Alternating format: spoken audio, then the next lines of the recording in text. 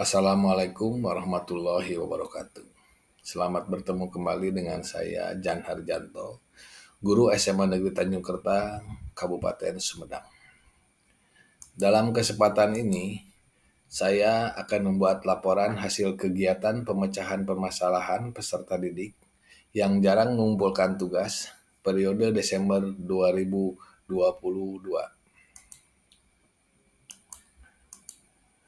Deskripsi permasalahan.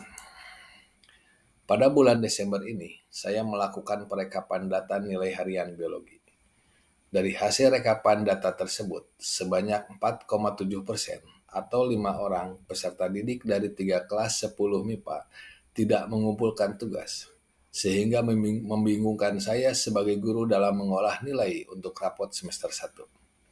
Dalam keseharian pelaksanaan kegiatan pembelajaran di kelasnya sudah sering diingatkan, namun hal itu belum membuahkan hasil yang maksimal.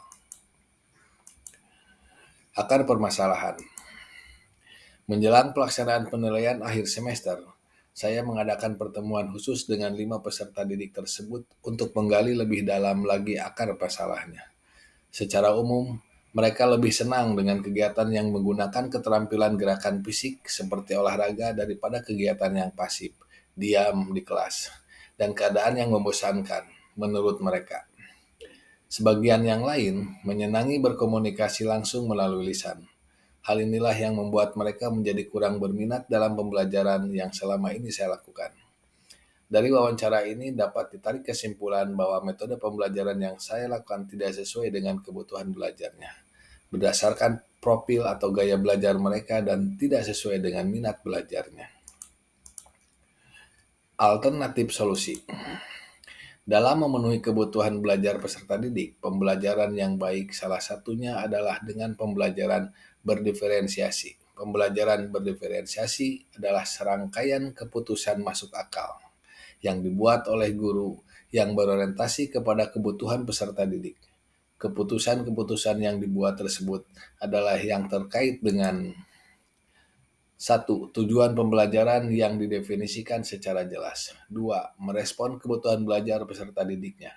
3. Rencana pembelajaran untuk memenuhi kebutuhan belajar peserta didik. 4. Menciptakan lingkungan belajar yang mengundang peserta didik untuk belajar. 5. Dukungan kepada peserta didik di sepanjang prosesnya. 6. Manajemen kelas yang efektif. 7. Penilaian berkelanjutan.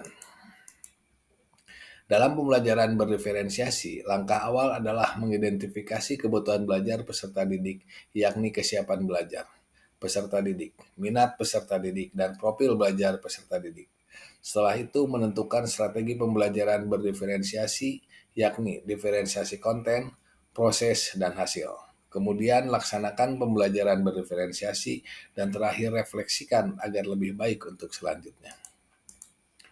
Hasil pemecahan masalah. Setelah mengetahui bahwa pembelajaran yang saya lakukan harus berdasarkan kebutuhan belajar peserta didik, saya akan membuat perencanaan pembelajaran berupa RPP berdiferensiasi dan menerapkannya dalam kegiatan pembelajaran semester depan. Semoga hal ini dapat memecahkan masalah kebosanan peserta didik yang membuat peserta didik enggan mengerjakan tugas dan membuat peserta didik lebih bahagia dalam belajar, sehingga akan berdampak pada hasil yang positif dalam pencapaian tujuan belajarannya. Sumber rujukan solusi. Sumber rujukan solusi atau pemecahan masalah yang dilakukan adalah materi pembelajaran berdiferensiasi How to Differentiate Interaction in Academical Diverse Classroom, 3rd edition oleh Carol Ann Tomlinson, Alexandria 2001. Terima kasih. Wassalamualaikum warahmatullahi wabarakatuh.